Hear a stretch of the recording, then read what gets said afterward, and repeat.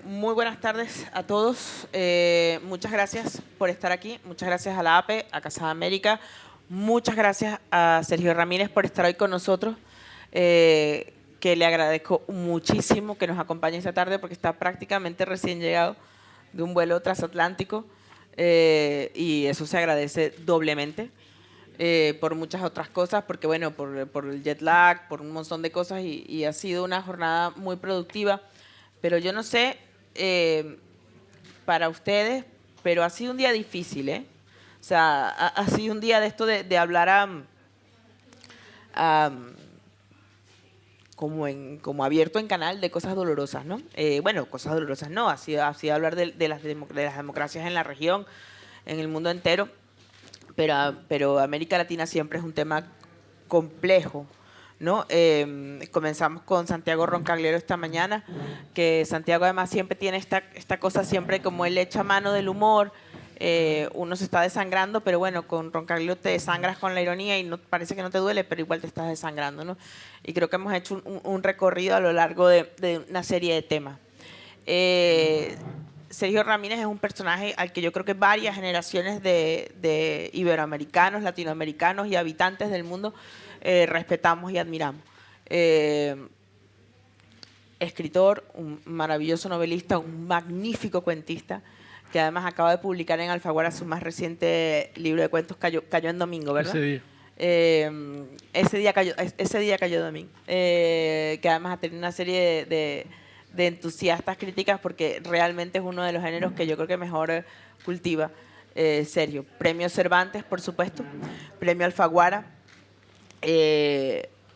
político. Creo que su libro Adiós, muchachos, a muchos nos marcó, y digo a muchos nos marcó, porque yo lo empecé a leer por mi hermano. Mi hermano tiene casi 60 años, ¿no? Y lo digo por el valor generacional que tenía, que pasara de una mano a otra, ¿no? La idea de cómo se puede formar parte de un proyecto político y ejercer una crítica tan lúcida, ¿no? Y esta idea de poder ejercer o tener un compromiso, una idea del compromiso político y hacer de ello también un ejercicio intelectual, ¿no? Cosa que creo que hoy día no es tan común y que mi generación no conoció. Los nacidos en la década perdida no conocimos, no hay ninguno de los nacidos en los 80 que conozcamos la idea del compromiso político como si lo conoció esa generación. Para mí en particular y para nosotros es un orgullo poder conversar con Sergio hoy aquí. Aparte que fue el primer centroamericano que se ganó un Cervantes, un premio Cervantes, ¿no? Y yo quisiera comenzar esta conversación quizás partiendo del hecho de que ha sido un día duro, difícil, que hemos hablado cosas complicadas. Hoy hemos estado hablando de democracia, política, periodismo, literatura. Y yo creo que en buena parte de la obra de Sergio Ramírez, de su obra como persona, como escritor, como ser con vocación ciudadana, política en su sentido más amplio, la memoria es muy importante. Y cuando se habita el mundo con una vocación política, cuando se es escritor, cuando se hace periodismo, cuando la memoria es fundamental. Memoria, conflicto y relato están muy unidas. Y yo quisiera comenzar por allí, ¿no? ¿Cómo ha cambiado tu percepción del peso que tiene la memoria, la escritura y la realidad política? Hace muy poco Sergio convocó un encuentro precioso en Bruselas con gente muy diferente. Había gente de Europa, o sea, de Europa Central, pero también de Europa del Este, de América Latina, gente muy joven que lidiaba con su desarraigo y con todo el tema de sus conflictos políticos y lingüísticos con la escritura. Y tú tienes un especial interés por los escritores y la gente joven. Y yo creo que en este último año, aparte de la propia carga del exilio, habrás tenido muchas otras experiencias que te habrán permitido ampliar, ¿no? esa percepción sobre la memoria, el conflicto y escribir, ¿no? Bueno, muchas gracias, Karina. Yo creo que a estas alturas del campeonato la memoria es la experiencia, ¿no?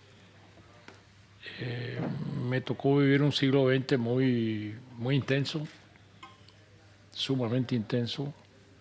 Y yo soy parte de la generación de la esperanza, de la generación que pensó que todo podría ser distinto para mejor.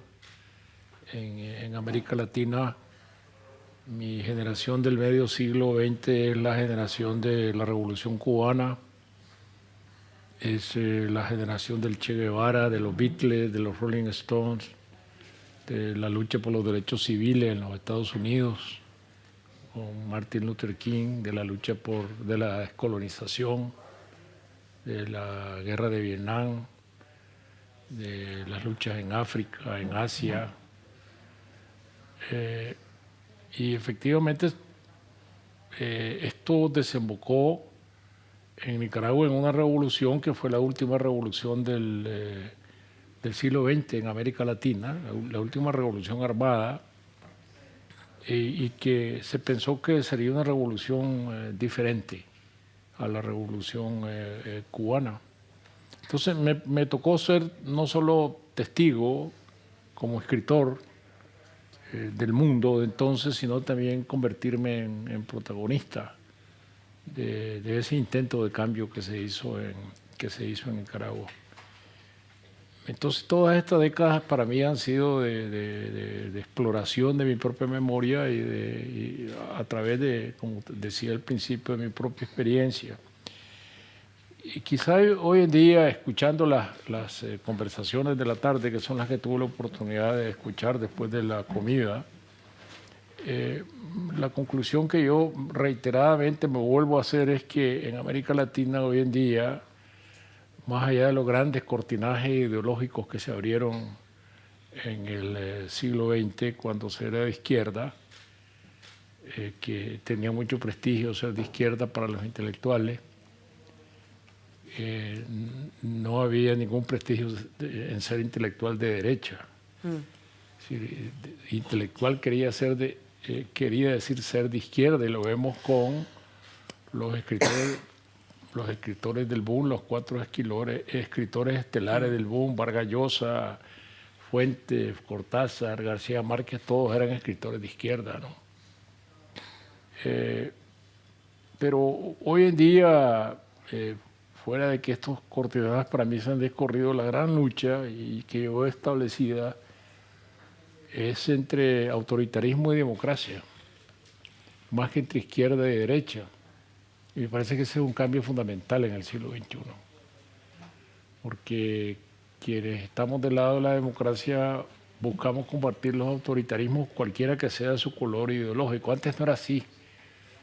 Antes la izquierda, y cierta izquierda hoy en día, debo confesarlo, sigue tomando partido absurdamente por aquellos gobiernos que considera que son de izquierda y frente a los cuales no hay que hacer ninguna denuncia, y protegiendo a la izquierda autoritaria.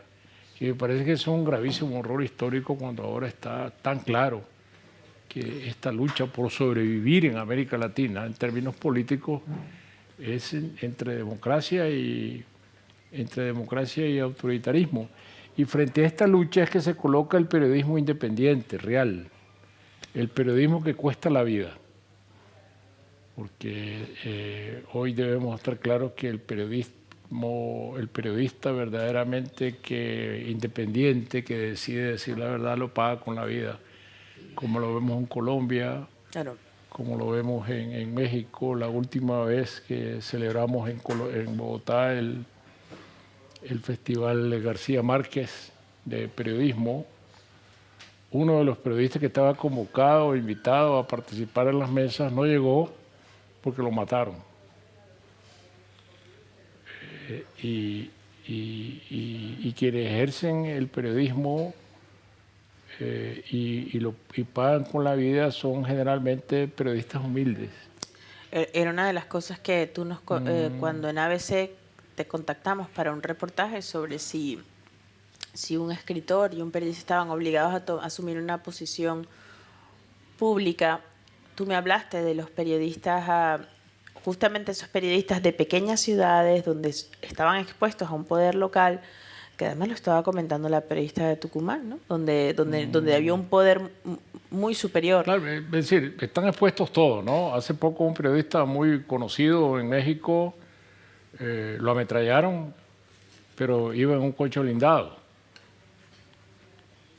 Estaba muy bien, ¿no? Que se haya salvado, el periodista de mucho prestigio, no se sabe quién le disparó, pero iba en un coche blindado, estaba prevenido que lo podían matar, de un medio muy importante. Pero este periodista que mataron en este lugar apartado de Colombia manejaba un taxi, porque además de ser periodista era taxista. Que ese es el nuevo tipo de periodismo que se ha abierto en América Latina desde abajo. Que los medios de información digitales permiten que alguien desde su pequeña localidad informe a través de las redes de internet, tiene una camarita, sube las fotografías, sube los videos, hace una pequeña nota y pone en riesgo su vida porque está descubriendo a alguien o a un narcotraficante o a un cacique local que tiene algún negocio sucio, lo expone, lo denuncia y entonces lo mandan a matar. Y eso es lo que pasa en México también. Los periodistas que mueren son periodistas de pequeños medios, casi domésticos, que no salen de la localidad. Para estas jornadas de hoy intentamos contactar a distintos periodistas de Centroamérica, la mayoría en situación de exilio o, bueno, que no podían regresar. Y me reuní con varios y por distintas razones. Primero porque no era un tema para hablar por teléfono y porque quería saber cómo estaban. Y ya no era un tema de informar sobre descubrir un caso de corrupción o de señalar un desmán, sino la mayoría tenían problemas por trabajar con líderes de comunidades por decir no hay agua, no hay vacunas, no hay luz. Es decir, estaban siendo perseguidos por informar cosas elementales, ¿no? Que es decir, es como tapar la luz con un dedo, ¿no? Es como, tú no puedes, es decir, el desmán total, ¿no? El exabrupto total en el ejercicio ya no digamos del periodismo, del convivir. No es como, sí, rey, el cielo es morado. No, sí, el cielo es morado, ¿no? Entonces, hay circunstancias en las que las cosas son así. Entonces, parece... Estas son estas cosas que uno plantea en una historia y dicen, eso es una distopía. No es una distopía, es que realmente hay momentos en los que se vive así y hay circunstancias en las que se vive así. Entonces, a mí esto me resulta curioso porque, insisto, o sea, no nos estamos yendo muy lejos. Era para un coloquio y para un conversatorio en Madrid de periodismo y prensa y no pudimos porque estaban tan expuestos, su familia está tan expuesta que no querían exponerse ni exponerse ellos ni exponer por lo tanto a su familia. Lo cual quiere decir que en un momento en el cual supuestamente estamos en el siglo XXI, en donde están garantizadas muchas libertades, donde estamos mejor conectados que nunca, pues también somos más vulnerables que en otras circunstancias. Y demuestra lo que tú estás diciendo. Es decir, realmente hay que preguntaba a alguien por qué no hay editores, por qué no mencionan los editores, porque son personas que tienen realmente están mucho más, son ellos quienes están informando. Pero bueno, una pregunta, Sergio, que me interesa. Vienes llegando de Princeton, vienes llegando de la obra universitaria, a estar en contacto con gente. ¿Qué percepción existe? ¿Qué percepción existe? ¿Con que era gente joven? ¿Qué te ha enseñado esta gente? ¿Con qué sensación has venido? ¿Con qué es una mirada más esperanzada con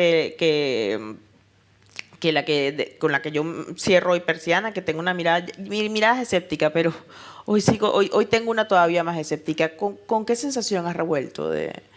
Porque además es una cátedra donde además has estado hablando de modernismo. Bueno, yo tuve dos seminarios, uno sobre modernismo hispanoamericano para estudiantes graduados. Era un grupo muy pequeño de estudiantes. Princeton es una universidad donde uno se da el lujo de tener 8 estudiantes, ¿no? en un seminario. En el otro seminario de pregrado tenía 25 muchachos norteamericanos y algunos mexicanos, latinoamericanos, y mi seminario era sobre literatura y política. Ujú. Y yo empecé estas clases con un cierto escepticismo de ir a enseñarle a estudiantes norteamericanos la relación entre literatura y política, que en Estados Unidos es muy lejana. La relación entre literatura y política no existe, es decir, el escritor que a la vez participa en política como ciudadano y deja oír su voz como ciudadano, o se interesa en ejercer alguna vez cargos políticos, se le ve como una rara avis, ¿no? Como cuando Norman Mailer fue candidato a alcalde de Nueva York, por ejemplo, ¿no? Y cuando en América Latina es al revés, es una costumbre, ¿no? La vinculación entre vida pública y vida privada. Pero me encontré un interés extraordinario, con estudiantes muy activos mentalmente, muy cuestionadores, interesados en el tema de América Latina. Y entonces mi experiencia fue muy buena en ese sentido.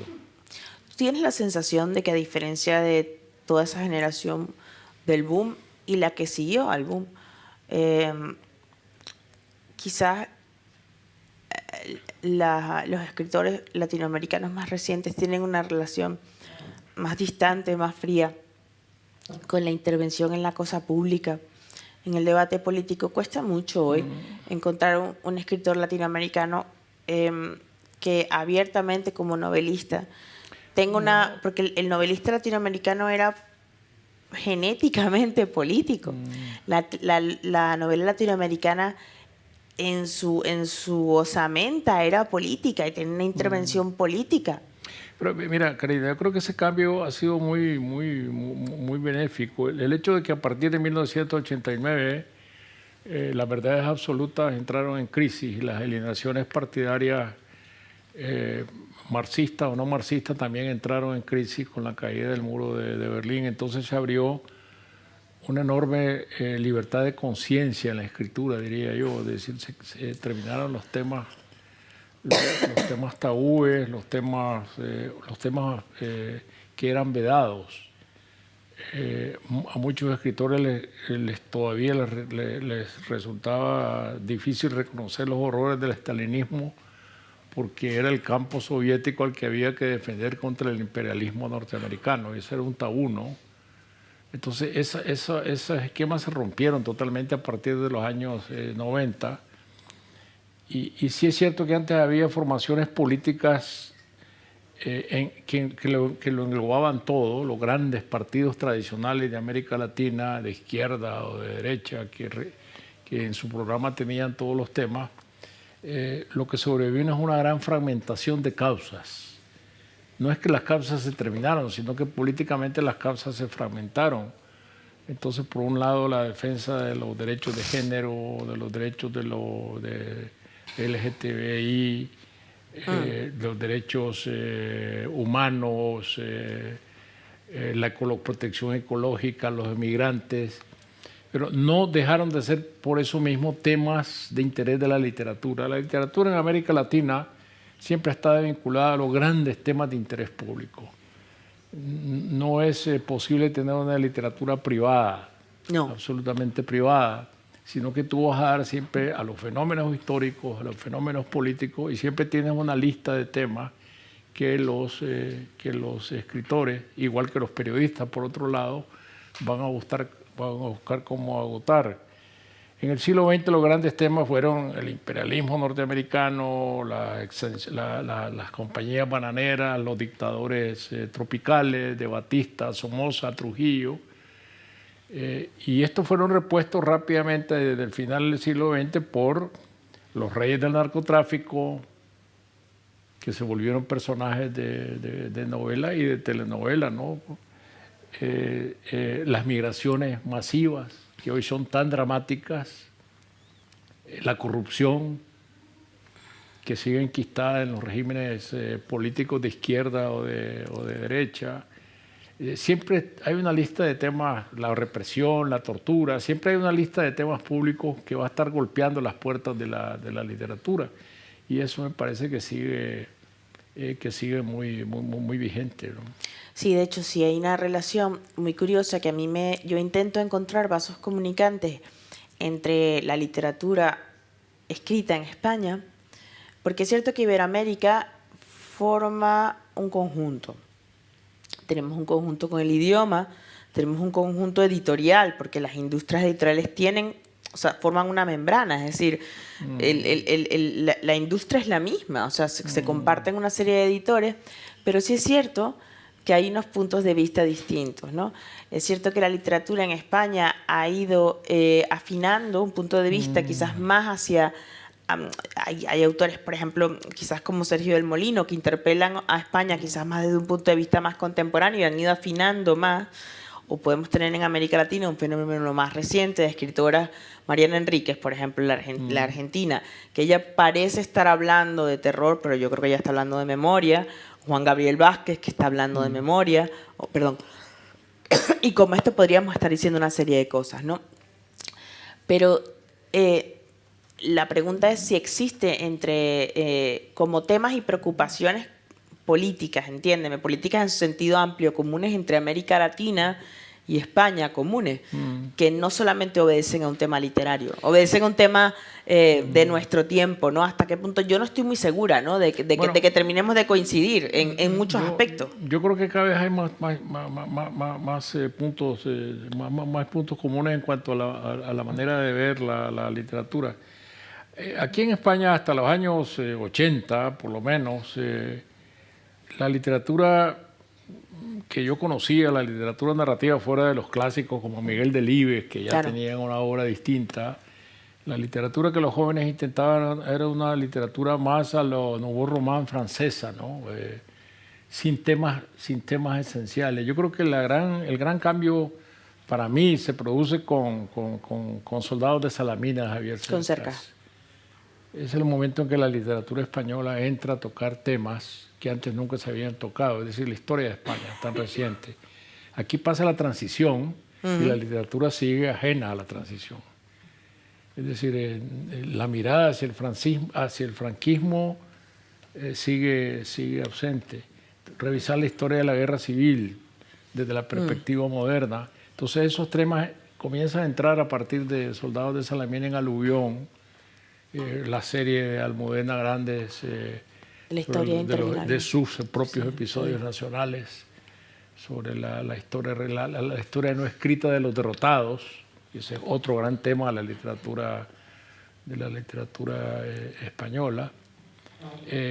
Entonces me parece que estamos marcando un paso parecido entre la literatura latinoamericana y la literatura española vinculada a los grandes temas de la historia pública. Te lo pregunto por estoy intentando hablar de política dándole un rodeo. Porque Carlos Granés, que además es la segunda vez que lo cito y creo como la cuarta que sale en el día de hoy en su Delirio Americano, él dice que hay una interrupción en la relación política, histórica de América Latina y España a lo largo del franquismo, que hay una interrupción directa de esa relación que se restituye con el Partido Socialista de Felipe González, que Felipe González permite tender puentes y retoma la relación política con América Latina, y que incluso la propia visita que hace Felipe González a Colombia y dice, oiga, yo con la guerrilla no quiero nada y no me gusta esta gente porque conspiran contra la democracia, empieza a generar una serie de tejidos. Creo que la relación de Felipe González con la socialdemocracia venezolana cuando existía también fue muy elocuente. Entonces, esa relación que empieza a volver a tejerse a partir de la transición, yo creo que es una relación que se parece bastante, quizás más tardíamente en la literatura, pero que comienza a tejerse de nuevo. Yo no sé si continúa activamente esa relación. Yo creo que cambia de naturaleza, porque siempre existió una relación hispanoamericana durante el franquismo, pero el franquismo inventó un mito americano del Día de la Raza y del Día de Hispanoamérica, y se creó este tipo de relación que el advenimiento de la democracia en España cambia totalmente de naturaleza la relación entre América Latina y España, porque comienza los gobiernos democráticos de España, no solo a partir de Felipe González, sino a partir de Suárez, a crear un nuevo tipo de relación con las democracias nacientes en América Latina, cuando comienzan a receder las dictaduras militares. Entonces hay un punto de encuentro muy importante. Y claro, las identidades que vienen después entre las fuerzas socialdemócratas en la República Dominicana con Peña Gómez, que nunca llegó al poder, pero fue un líder muy popular, muy importante, con Carlos Andrés Pérez, la Venezuela de Carlos Andrés Pérez, la misma revolución sandinista de Nicaragua, que se vio en su momento como una alternativa diferente. Entonces sí hay un tejido de relaciones, pero me parece que la gran relación nueva que se abre entre América Latina y España es antes de la política, es con el boom de los años 60, cuando desde España se tiende una mirada distinta hacia América Latina, porque hay una literatura distinta que está viniendo desde allá. Y son voces diferentes que vienen a decirle algo nuevo al lector español y a la propia literatura española y a la propia crítica literaria española, a partir de Rulfo y luego a partir de García Márquez en adelante, ¿no? Y de Vargas Llosa. Yo voy a seguir hablando de política yéndome por los lados, por los laterales. Se cumplen 12 años que no tenemos un Nobel en español. Y yo tengo una sensación, estamos en Casa de América, que hay una cierta relación extraña. Evidentemente no cualquiera podría decirme, bueno, pero es que no vas a establecer una relación. España debe tener una relación exactamente igual con América Latina.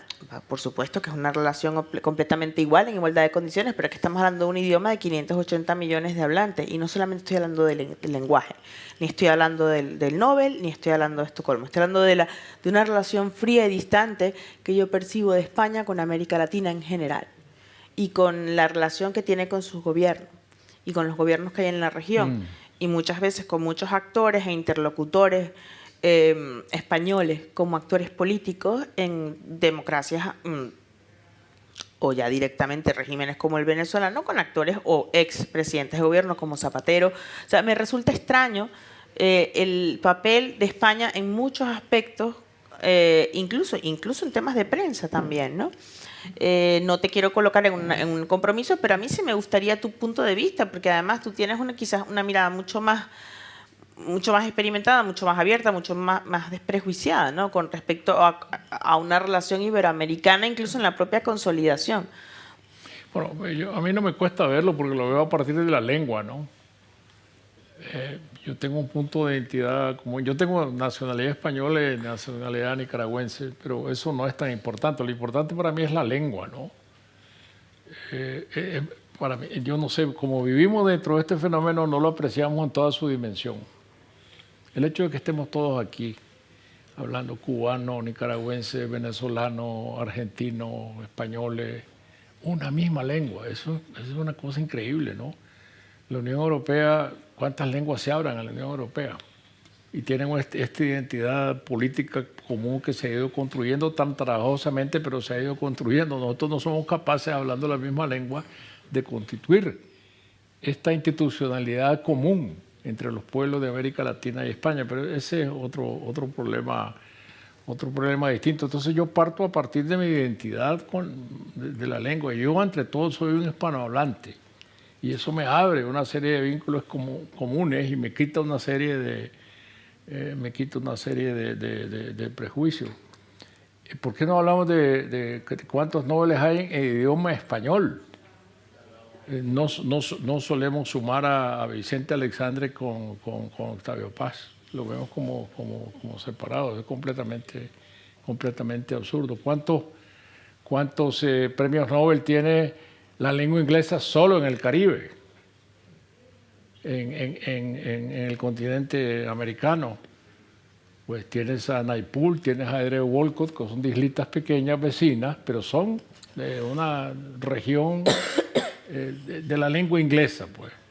Entonces, para mí sería indistinto que el próximo premio Nobel se lo dieran a un escritor peninsular o a un escritor latinoamericano. Es un premio para la lengua, ¿no? Lo que pasa es que sí es cierto que hay una cierta idea de comunidad que yo creo que no está del todo apuntalada. Pero bueno, ya eso es otro tema que no voy a seguir ahí. Voy a volver al tema de la idea de un intercambio, ¿no? que está por completarse y que está por hacerse en muchos sentidos. ¿Tú crees, Sergio, que hoy es mucho más sencillo reconocer y rechazar a un sátrapa o a un dictador que antes? Y sin embargo hay una connivencia de dictaduras en un continente como América, donde conviven gobiernos, democracias débiles directamente con dictaduras, ¿no? Y es una convivencia que a mí me resulta alarmante. No sé si yo no considero, por ejemplo, que Manuel López Obrador tenga un comportamiento de un demócrata. Pero vamos a ver, esa vieja imagen de ver el vaso medio lleno o medio vacío, ¿no? Las dictaduras en América Latina son una excepción.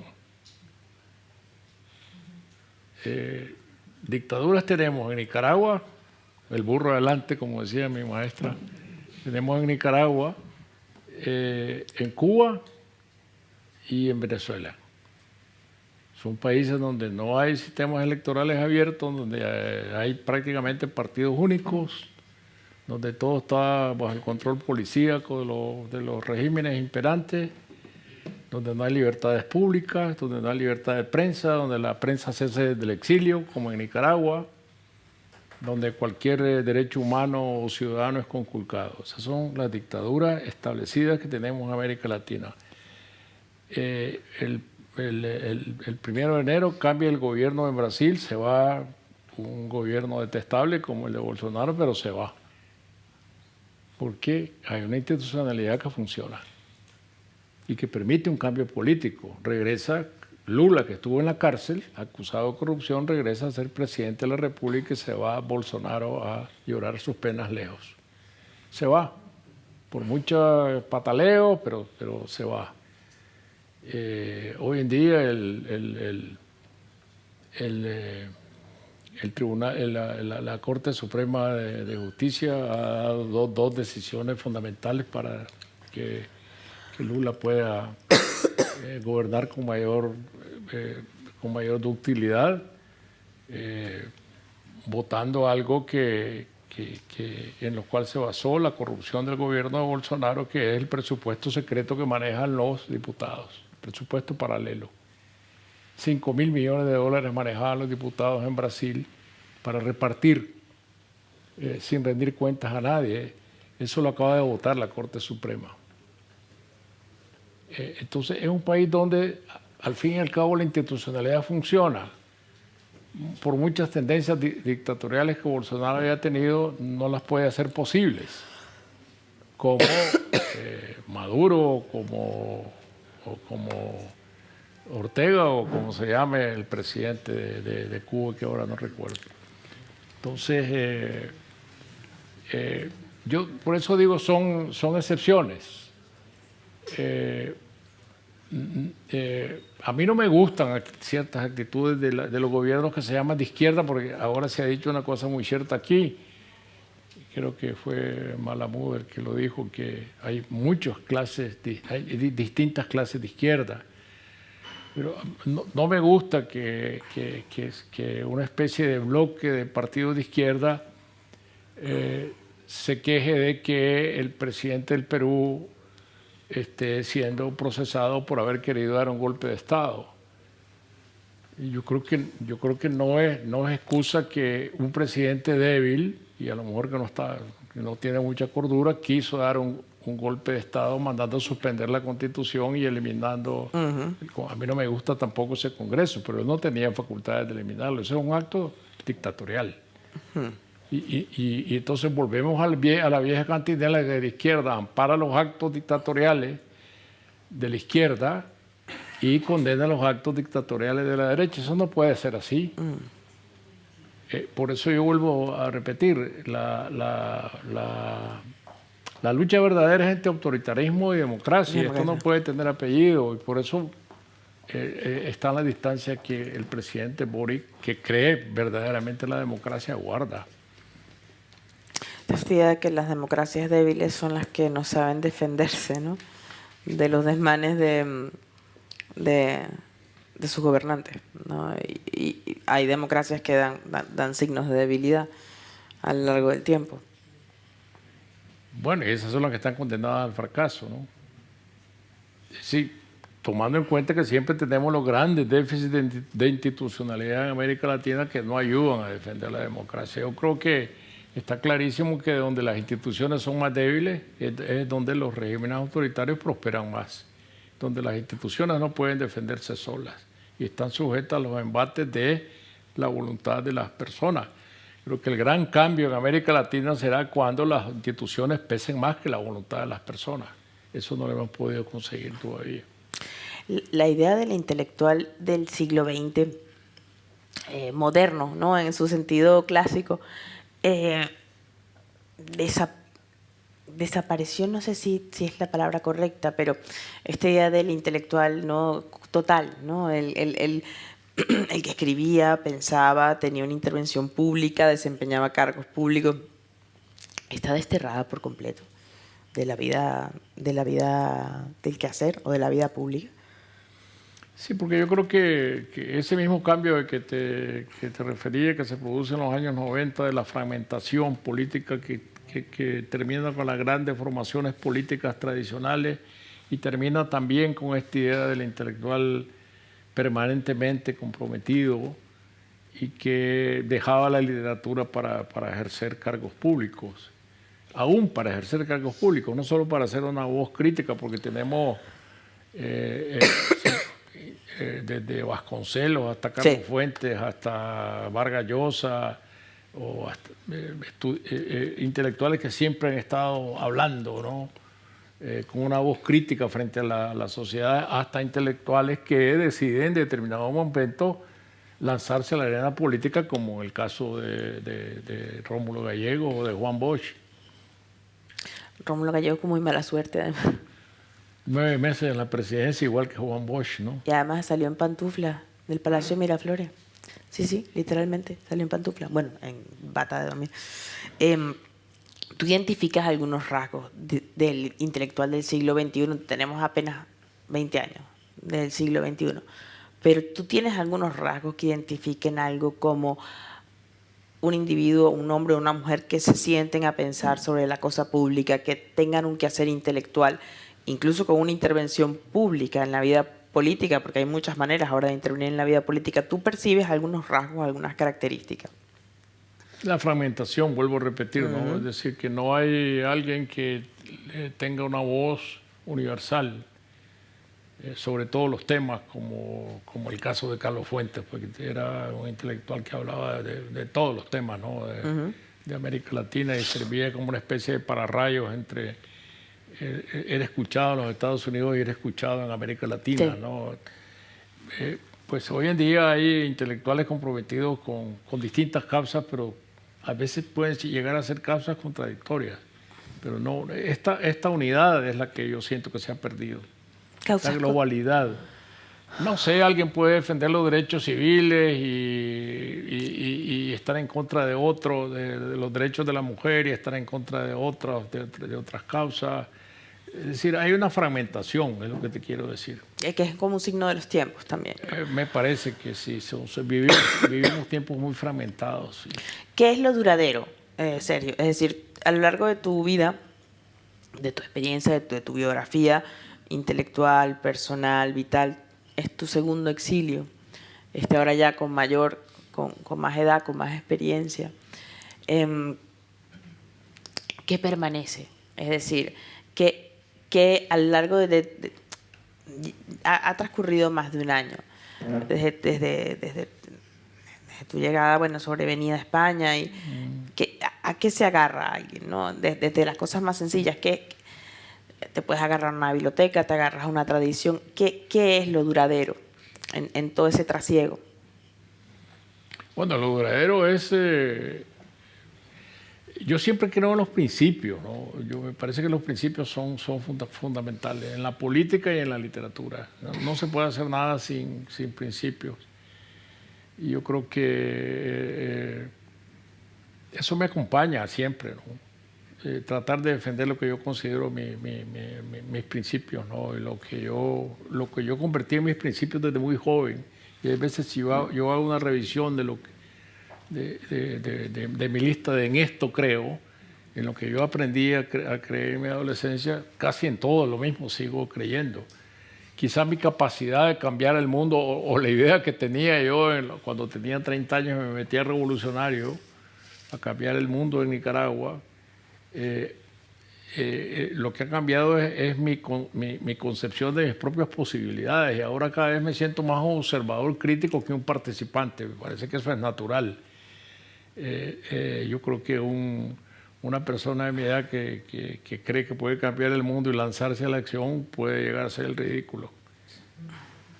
Yo creo que ese papel siempre ha sido de los jóvenes, más que de los viejos, ¿no? Entonces lo que uno tiene que hacer es saber dar el paso hacia atrás y sin dejar de tener esa voz crítica, abrir los espacios para que la acción se lleve adelante sea siempre una acción juvenil.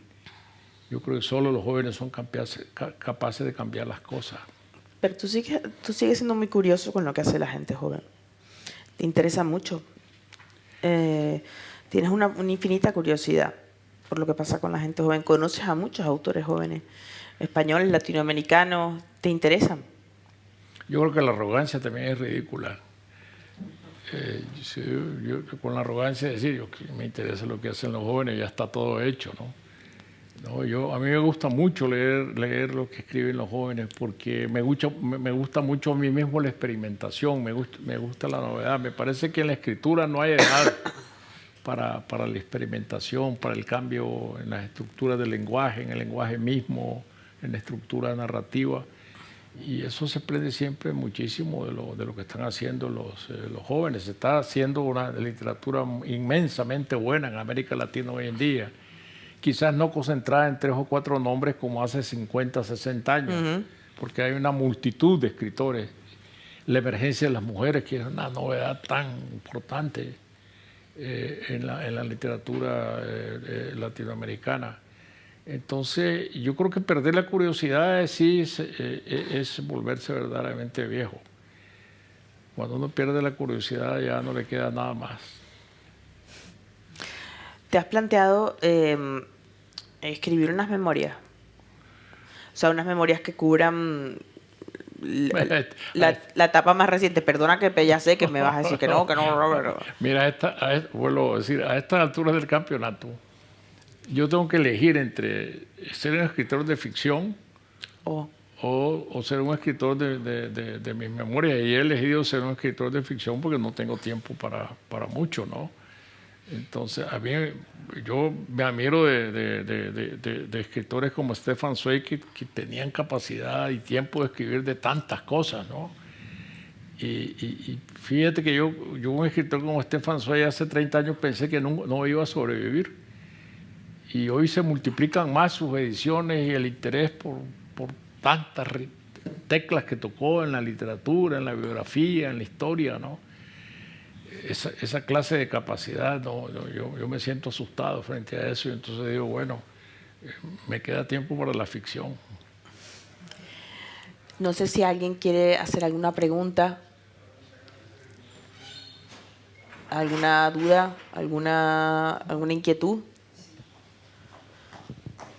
Gracias.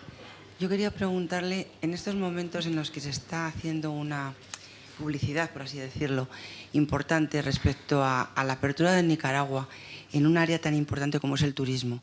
De hecho, en Fitur, el próximo Fitur ya sabe que está como país invitado.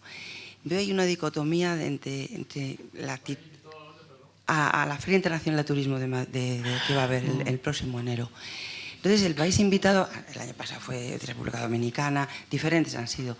Pero en este caso me llama la atención poderosamente la situación que existe en el país y que políticamente y en una institución tan importante como es IFEMA, que es la feria que va a haber, es la de las 3 más importantes del mundo, haya se le coja como socio precisamente en la divulgación de que la gente vaya allí, porque es algo que no me casa. O sea, veo algo raro y me gustaría, si usted lo sabe, que me pudiese explicar no sé, este desnivel, por decirlo de alguna manera. Yo no tenía ninguna información sobre eso, pero yo no siento que haya mucha gente que quiera ir a Nicaragua ahora a hacer turismo.